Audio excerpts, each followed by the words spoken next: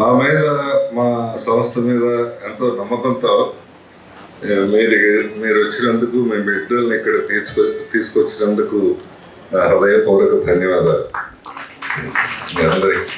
ఎందుకంటే మీకు చాలా ఆప్షన్స్ ఉన్నాయి, నాకు తెలుసు. వేరే చాలా ఇంజనీరింగ్ కాలేజీలు ఉన్నాయి, వేరే యూనివర్సిటీలు ఉన్నాయి, వేరే చాలా ఉన్నాయి. అయినా సరే చాలా నమ్మకంతో ఇక్కడ తీసుకొచ్చినందుకు ముందుగా మీ అందరికీ అభినందనలు, ధన్యవాదాలు తెలియజేస్తున్నాను. సో అయితే ఈ నమ్మకం ఒక రోజుతో వచ్చింది కాదు, 40 ఏళ్ల నుంచి వచ్చింది. ఎన్నో లక్షల మంది చదివారు, చాలా మంచి మంచి పొజిషన్స్కి వెళ్ళారు, బాగా చదువుకున్నారు. అంతేకాకుండా బాగా సక్సెస్ రేట్ ఎప్పుడు అన్ని చోట్ల స్కూల్ కానీ, ఇంటర్మీడియట్ కానీ, ఇంజనీరింగ్ కానీ 95-96% ఉండేది.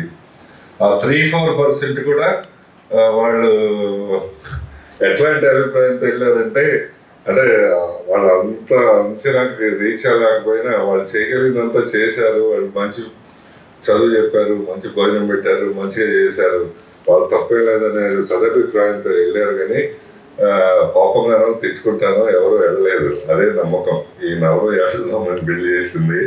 దాంతో మీరు అందరూ ఇక్కడికి వచ్చినందుకు మరీ ధన్యవాదాలు తెలియజేస్తున్నాం. సో తర్వాత మీరు కానీ పిల్లలు కానీ మీ ముఖ్యమైన ఉద్దేశం ఏంటంటే బాగా చదువు చెప్పాలి, అది ఒకటి. రెండవది బాగా వాళ్ళకి ఉద్యోగం రావాలి. కోర్స్ అయ్యే లోపల ఉద్యోగం వస్తే వాళ్ళ కాళ్ళ మీద వాళ్ళు నిలబడటమే కాకుండా ఆ కుటుంబం అంతా మధ్యతరగతి, దిగువ మధ్యతరగతి వాళ్ళైతే ఆ కుటుంబం అంతా నిలబడగలగాలి. అది ఎందుకు చెప్తున్నాను, ఎక్కువ మంది బాగా చదువుకున్న పిల్లలు కానీ మీరు అంతా మధ్యతరగతి వాళ్ళే అయ్యి ఉంటారు. నాకు తెలుసది. ఎందుకు అంటే మీరు ఎంతమంది వస్తే కారులో 20-30 కూడా లేవు. కాబట్టి అందరూ ఓన్ ట్రాన్స్పోర్ట్, ఇది పబ్లిక్ ట్రాన్స్పోర్ట్ అట్లా వచ్చి ఉంటారు. కాబట్టి మీరు సాధారణమైన స్థితిలో నుంచే వచ్చి ఉంటారు.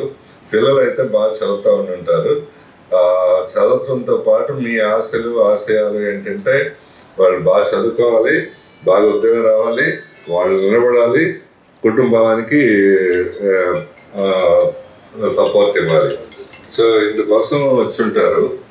సో దీనికి సరిపడా ఏం చేస్తున్నాము మేము అంటే, ఈ ఎస్పెషల్ ముఖ్యంగా ఉద్యోగాలు రావడానికి ఇదంతా ఈ చదువు మాత్రమే, మార్కులు మాత్రమే ఉంటే సరిపోదు ఉద్యోగం రావడానికి.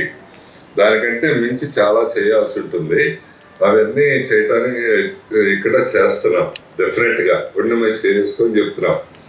ఎందుకు అంత గట్టిగా చెప్తున్నారు అంటే, ఇప్పుడు ఈ బ్యాచ్లో వాళ్ళైతే లాస్ట్ 3 బ్యాచెస్ అయితే చాలా బ్రైట్ స్టూడెంట్స్, బాగా చదువుకున్న పిల్లలు చేరారు.